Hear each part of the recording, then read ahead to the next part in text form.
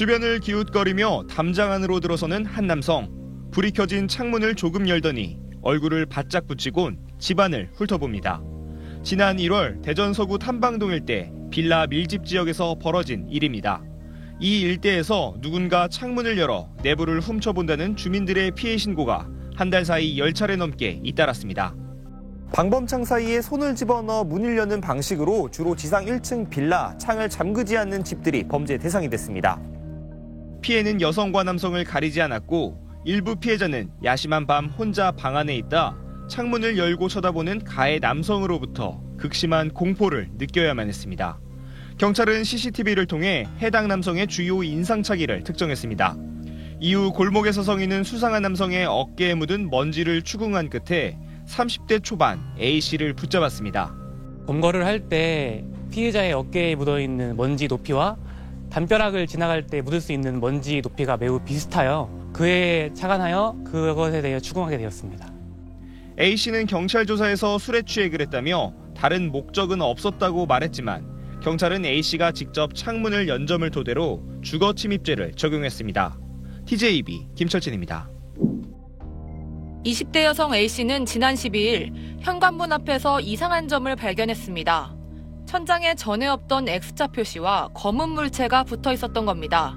관리사무소에서 처음에는 이걸 했나? 라고 생각하고 얼마 뒤 누군가 현관 비밀번호를 누르는 소리에 나가봤더니 사람은 없었고 천장의 물체도 보이지 않았습니다.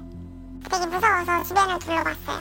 근데 아까 전에 아침에 봤던 그게 빼져 있는 상태로 그 부분에도 이제 X 표시. 곧바로 경찰에 신고한 뒤 문 앞에 방범용 카메라를 설치했는데 당일 밤 수상한 장면이 포착됐습니다. 후드모자로 얼굴을 가린 남성이 현관 앞을 왔다 갔다 하다가 문 앞에서 한참을 서 있다 사라진 겁니다.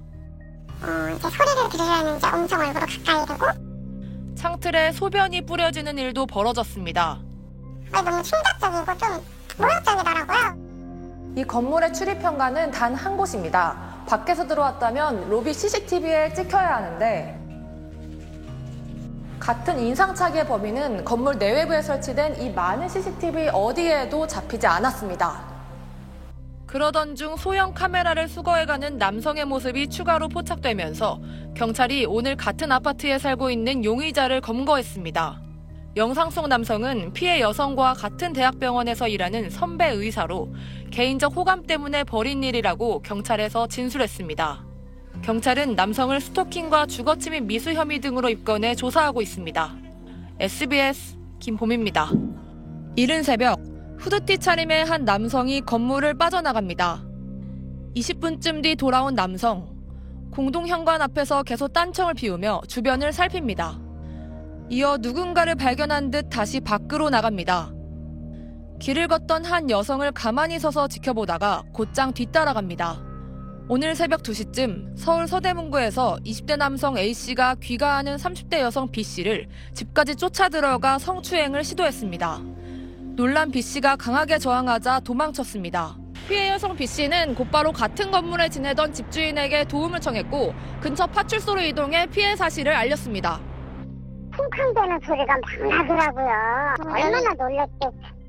술냄새 안 났대요. 도망친 A씨는 B씨의 집에서 불과 20m 떨어진 자신의 원룸으로 돌아와 있다 경찰에 붙잡혔습니다. 경찰은 A씨가 모르는 여성을 쫓아가 범행을 저지른 걸로 보고 있습니다. 그런데 조사 결과 A씨는 이미 다른 성범죄를 저지른 혐의로 수사를 받고 있던 것으로 확인됐습니다.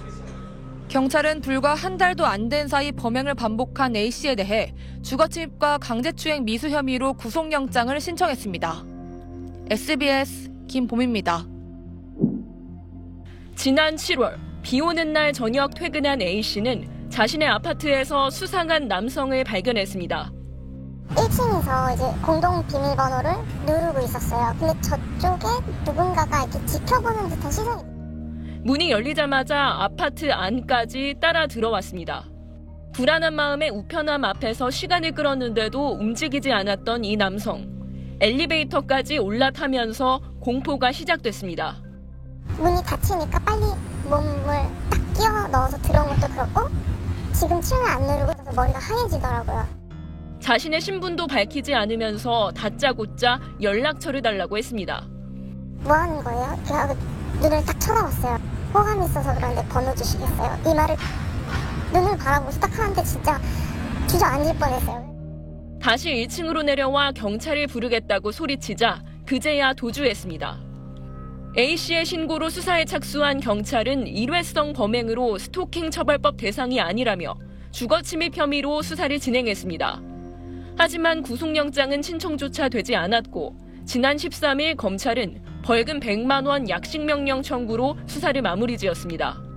안전조치도 허술했습니다. 언제 또 찾아올지 모르고 보복범죄도 걱정돼 스마트워치를 신청해 받았지만 정작 가해자가 누군지 어떻게 생겼는지 정확한 얼굴조차 알 수가 없었습니다. 경찰이 가해자 정보를 요청하니 개인정보보호법상 불가능하다며 정보공개 청구를 하라는 답만 돌아왔습니다. 그때 제 심정이 어땠냐면요.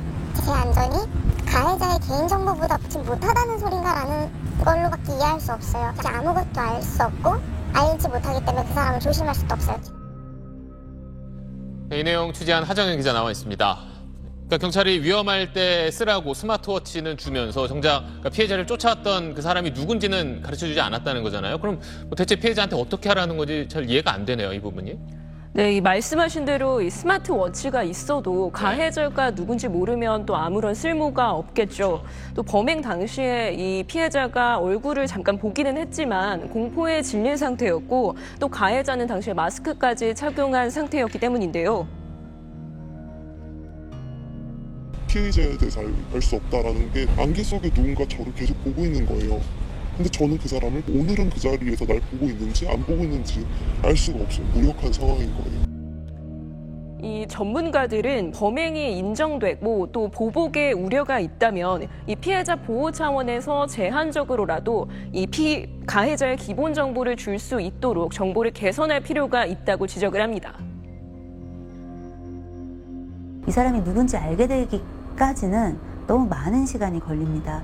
그 사이에 정말 위험한 경우는 추가 범죄를 당할 수도 있는 겁니다. 그러니까 피해자 입장에선 엘리베이터까지 따라왔다는 건 정말 떠올리기 싫을 만큼 두려운 일일 텐데 처벌 수위가 좀 약하지 않나 하는 생각도 드는데 좀 가해자의 인권을 더 챙기는 거 아니야 이런 생각도 드네요. 네, 이 현행법상 피해자가 이 수사기관을 통해서 피해자의 이름이나 연령대 또는 거주 지역 같은 기본적인 정보를 직접 얻을 수는 없습니다. 바로 개인정보보호법 때문인데요. 이 정보공개 청구 소송 같은 방법들도 있기는 한데 이게 과정이 굉장히 지난하고 또 문제는 시간이 굉장히 오래 걸린다는 겁니다. 이 법원에서 공개 결정을 내리기까지도 내리는 것도 사례가 많지는 않습니다. 또 이런 사건들을 단순히 주거침입 혐의만 적용하는 게 맞냐 이런 지적도 나오는데요. 이 보복이나 지속적인 스토킹으로 이어질 우려가 있는 범죄에 대해서는 스토킹 처벌법 적용이 가능하도록 범위를 조정할 필요가 있다는 지적이 나옵니다. 네, 알겠습니다. 지금까지 제도적인 문제점 사회부 하정현 기자와 짚어봤습니다.